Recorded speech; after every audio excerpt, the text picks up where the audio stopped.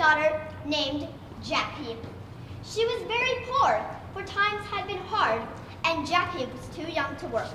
Almost all the furniture in the little cottage had been sold to buy bread, until at last there was nothing left worth selling. Only the good pig, Piggly Wiggly, remained. But one sad day, Piggly Wiggly grew no more, and things looked bad indeed. Never mind, Mother. We must sell Piggly Wiggly. Trust me to make a good bargain. I trust you. And away she went to the market. For some time she went along very sadly, but after a little she quickly recovered her spirits until she met a butcher. Good morning. Good morning, sir. Where are you going? I'm going to go sell Piggly Wiggly. It's lucky I met you. You may save the trouble of going so far. With this, he put his hand in his pocket and pulled out 5 curious-looking beans. What do you call these? Beans? Yes, beans. But they're the most wonderful beans that ever were known. If you plant them overnight, by the next morning, they'll grow up and reach the sky. But to save the trouble of going so far, I don't mind exchanging that pig of yours. Done! Jackie, who was so delighted with the bargain that she ran all the way home to tell her mother how lucky she had been. But oh, how disappointed the poor widow was. You did what? The butcher told me the beans would grow and reach the sky. How wonderful and magical would that be? You should not be concerning yourself with magic and fairy tales. What if there's riches beyond our imagination? That could be ours.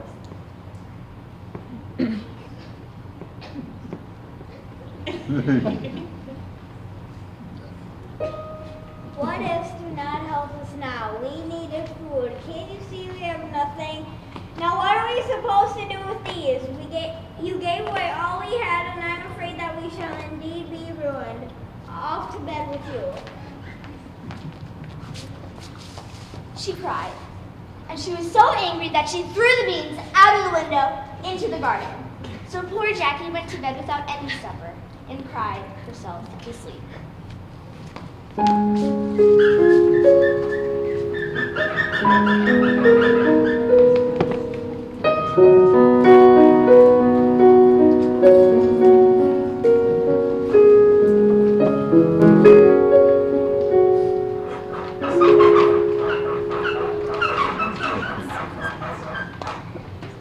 When she woke up the next morning, the room was almost dark. Jackie jumped out of bed and ran to a window to see what was the matter. The sun was shining brightly outside, but from the ground right beside her window, there grew a great beanstalk, which stretched up and up as far as she could see into the sky. I'll just see where it leads to.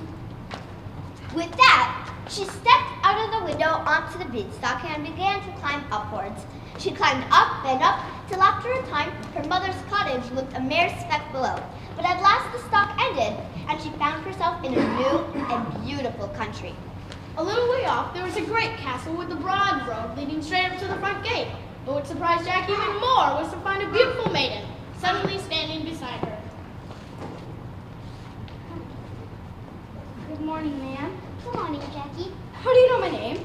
When you were a little baby, your father, a gallant knight, was slain by the giant in yonder castle. I helped your mother escape and am going to save you and protect you. She promised to keep this place a secret. Everything that the giant has is yours. I must go, but I will be guiding you. How's it, Eric? As she drew near to the castle, she saw the giant's wife standing at the door.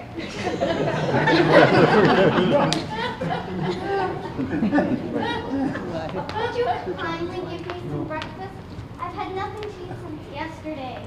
Now the giant's wife, although very big and ugly, had a kind heart, so she said, "Very well, little girl, come in, but you must be quick about it, for if my husband the giant finds you here, he will eat you up, bones and all." So in Jackie went, and the giant's wife gave her a good breakfast. But before she had halfway finished, there came a terrible knock at the front door, which seemed to shake even the thick walls of the castle. "Dearie me, that is my husband the giant. He must hide you somehow." She lifted Jackie up and pushed her under the table. No sooner had the giant's wife opened the door, and her husband roared out,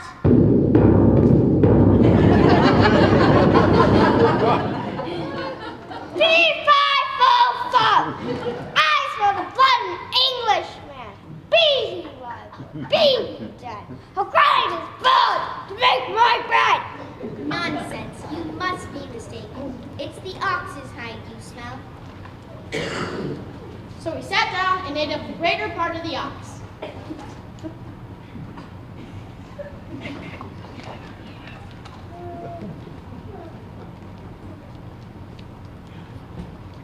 Wife, bring me my money bag. So the giant's wife brought him 2 full bags of gold, and the giant began to count his money. But he was so sleepy.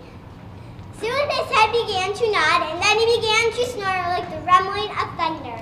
So Jackie repped out, snatched up the 2 bags of gold, and though the giant's dogs barked loudly, made her way back to the cottage before the giant awoke.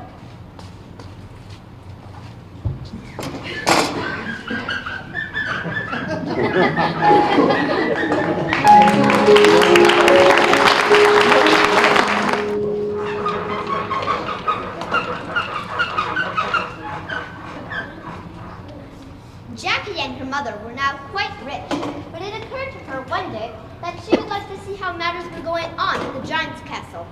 So while her mother was away at the market, Jackie climbed up and up and up and up till she got to the top of the beanstalk again.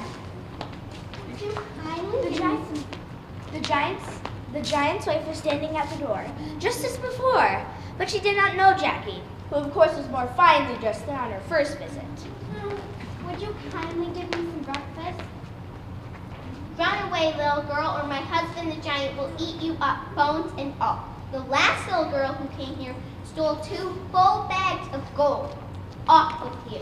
But the giantess had a kind heart, and after a time she allowed Jackie to come into the kitchen, where she set before her enough breakfast to last for a week. Scarcely had she begun to eat, there was a great rumbling like an earthquake.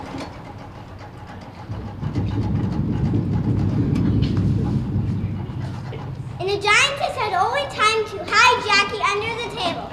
In came the giant. No sooner was he inside the room than he roared,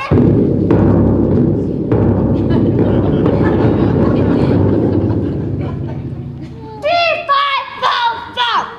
I smell the blood of an Englishman. Be he alive or be he dead. I'll grind his bones to make my bread." But his wife told him he was mistaken, and after breakfasting off a roasted bullock, as if it were a lark, he called out, "Wife, bring the little white hen." The giantess went out and brought in a little white hen, which she placed on the table. "Lay!" And the hen at once laid a golden egg. "Lay!" said the giant a second time, and he laid another golden egg.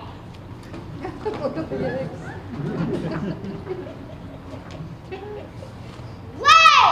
Said the giant a third time, and the hen laid a third golden egg.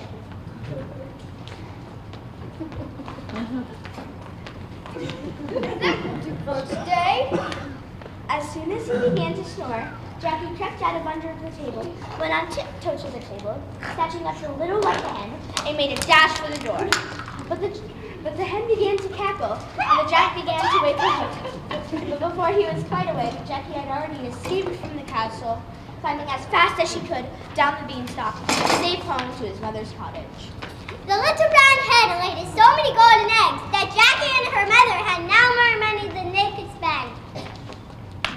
But even then, Jackie was always thinking about the beanstalk, and so one day she decided to climb up and up and up until she reached the top. This time, you may be sure, she was careful not to be seen. So she crept round to the back of the castle, and when the giantess went out, she slipped into the kitchen and hid under the table.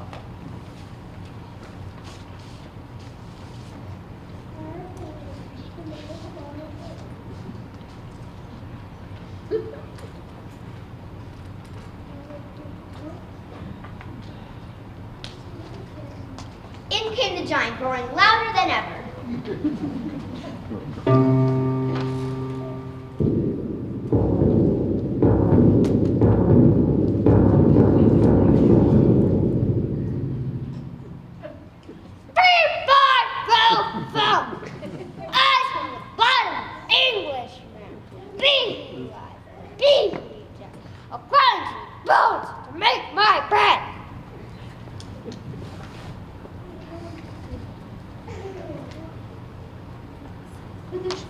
Princess was quite sure that she had seen no little boys that morning, and after grumbling a great deal, she sat down to breakfast.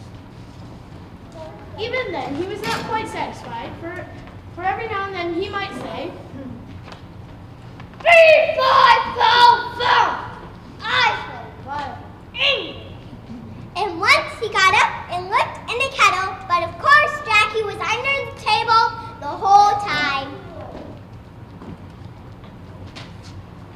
When the giant had finished, he called out, Right, bring me the golden one. So she brought him the golden heart and placed it on the table. play! And harp at once.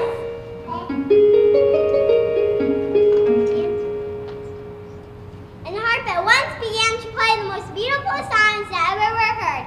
It played so sweetly, soon the giant fell fast asleep.